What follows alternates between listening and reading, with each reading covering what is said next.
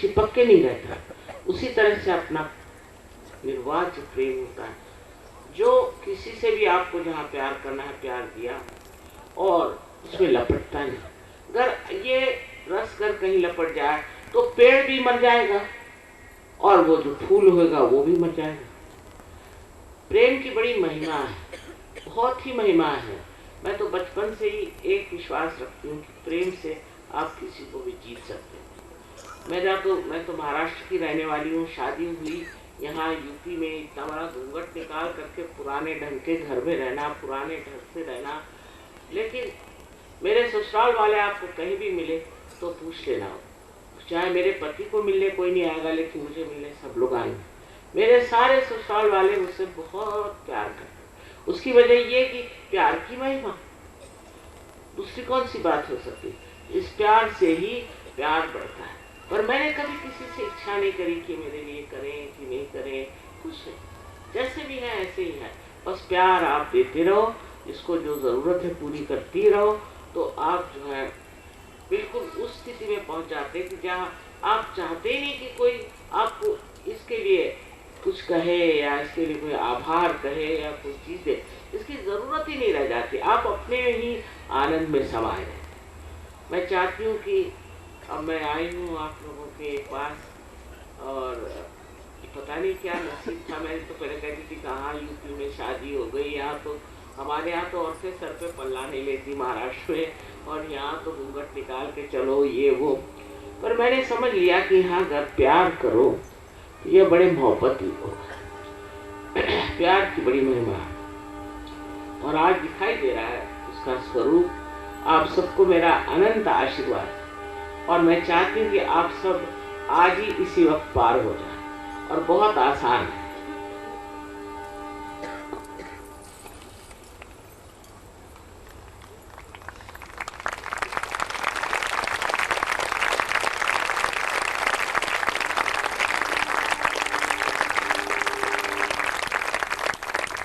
आप लोग तो पहले ही पार हो गए सब, लेकिन एक दो बातें मैं कह दूं कि इसमें आपके साथ कोई जबरदस्ती नहीं हो सकती। जिसको पार नहीं होना है उस पर जबरदस्ती नहीं कर सकते। आपके मांगने की चीज है, आप पे अगर शुद्ध इच्छा है तो आप जरूर पार हो जाएंगे।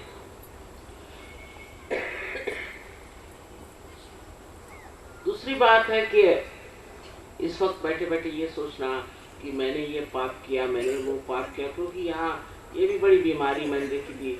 जो देखो वो ही बताते रहता कि तूने पूर्व जन्म में ये पाप किया, तूने ये पाप किया।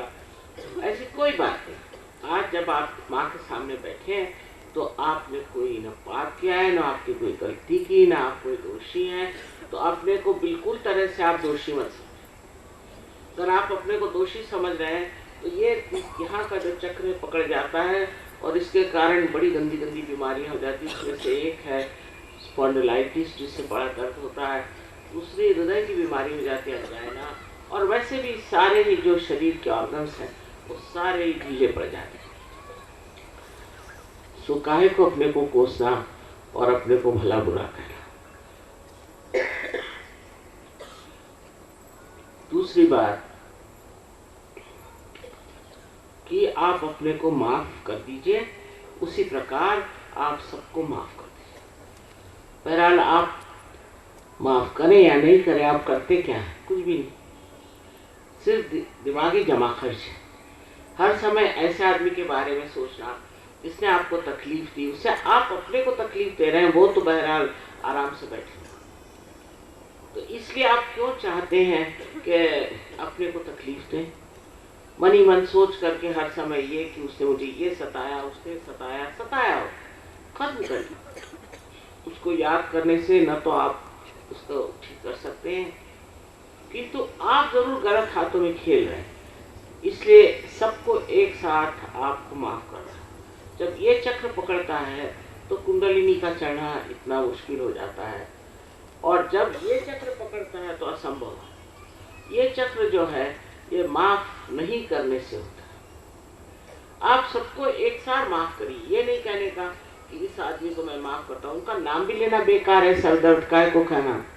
जब आपका ये चक्र पकड़ता है तो आपको जान लेना चाहिए चक्र ऐसा है, बिल्कुल पक्का ऐसा है। जब आप माफ कर देते तो युग खुल जाता है। अभी आप देखिएगा, अगर मन में आप कहें कि मैंने सबको एक सार माफ कर दिया, तो देखिए कितना हल्का पड़ा।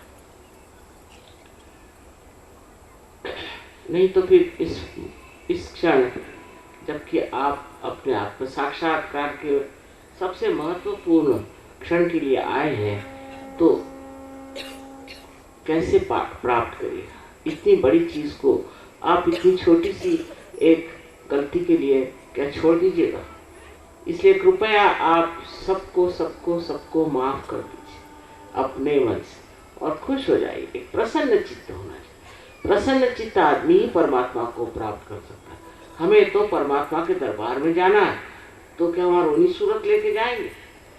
तो वहाँ पर तो हमें खुश खुश जाना चाहिए और उसी खुशी में हम इसे प्राप्त कर सकते हैं, क्योंकि इससे जो आनंद हमें प्राप्त होता उसकी जैसे कोई स्वागत की तैयारी हमारे मन में होनी चाहिए। और मैं आपसे ये बात बताना चाहती हूँ कि आप सब में ये शक्तियाँ, सब में पार होने की क्षमता है और सब में ही ये चीज पाने का पूर्ण अधिकार जन्मसिद्ध है।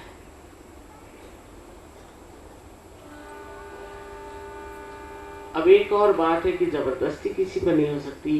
किसी को पार नहीं होना है तो वो कृपया बाहर चले जाए या हट जाए। रही बात ये कि बहुत से लोगों ने लिखा है कि कुंडलिनी के जागरण से ये होता है वो होता है। हमने तो कहीं देखा नहीं कुछ, कोई भी ऐसी बात नहीं होती कुंडलिनी के जागरण से।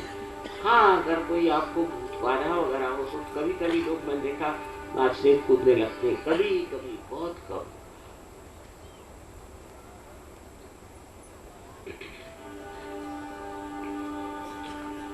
इस लेक्चर में जितना भी मैंने कहना था कह दिया, पर इससे सब कुछ तो नहीं हुआ ना, अभी बहुत कुछ है। और इसके लिए हमारी टेप्स वगैरह हैं और इनका जहाँ फॉलो ऑन होगा वहाँ आप लोग आइए। ये नहीं कि सहयोग आज कर दिया और खत्म मामला, ऐसे नहीं। आज तो सिर्फ आपका अंकुरित होना है, उसके बाद आपको वृक्ष बनना है, हजारों वृक्ष खड़े करने हैं। इसलिए आपको इसमें मन से आगे बढ़ना चाहिए। उसमें किसी को पैसा नहीं देना, कुछ नहीं। एक बार रोज रात में सोने से पहले 5 मिनट ध्यान करना होता है और शायद एक बार हफ्ते में आपको एकत्रित होना होता है थोड़ी देर। इससे बहुत बहुत ज़्यादा आपको समाधान और इसके ऊपर प्रभुत्व मास्टरी आ जाए। इतना सा टाइम आपको अपने लिए और अपने आप को साक्षात्कार के लिए देना, क्योंकि अपने आत्म साक्षात्कार का पालन करना, उसे महत्व देना, उसकी इज्जत करना, उसका गौरव समझने के लिए, क्योंकि उसी में आपका भी गौरव छिपा हो। आपका जो गौरव है वो उसी से ज्ञात होगा। जैसे एक दीप की बाती आप बार बार ठीक करते रहते हैं और उसमें जलित रखते हैं, इसी तरह से इस कुंडलिनी की बाती को भी आपको बार बार उठा करके और ठीक करना होगा। पर जब आप उस दशा में पहुंच जाएंगे जहां आप निर्विकल्प में हैं, आप स्वयं ही इस कार्य को खुद ही कर सकेंगे। लेकिन आप बहकेंगे नहीं, ये नहीं कि दूसरों को भला बुरा कहेंगे और कहेंगे कि मैं तुमसे अच्छा हूँ। वो चीज़ खत्म हो जाती है, वो अहंकार खत्म हो जाता है। तो मुझे पूर्ण आशा है कि इसके बाद आप लोग कहाँ से कौन से गांव से आए हैं और बहुत दूर दूर से आए हैं, इसके लिए मैं बहुत आशीर्वाद देती हूँ आपको। विशेष रूप से उन लोगों के लिए जो रात में यहीं आकर सो गए थे, सुना, इतना प्यार, इतनी समझ जो मिली है, मुझे तो समझ में नहीं आता इसको धन्यवाद दें। हिंदुस्तानियों को पार कराना बहुत आसान है, क्योंकि पूर्व जन्म के आप बहुत बड़े कोई लोग रहेंगे, तभी इस पुण्य भूमि में आपका जन्म है, इसमें कोई शक।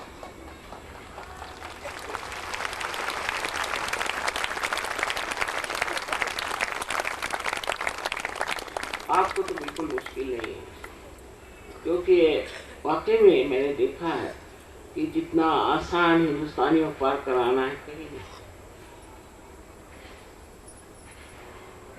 अब आपको इतना ही करना है, जैसा मैं बताती हूँ कि आप जो लोग कर कुर्सी पर बैठे हैं तो अपने जूते उतार लें और दोनों पैर अलग रखें। नीचे बैठे लोग ठीक है, पर तो भी जूते उतार लीजिए।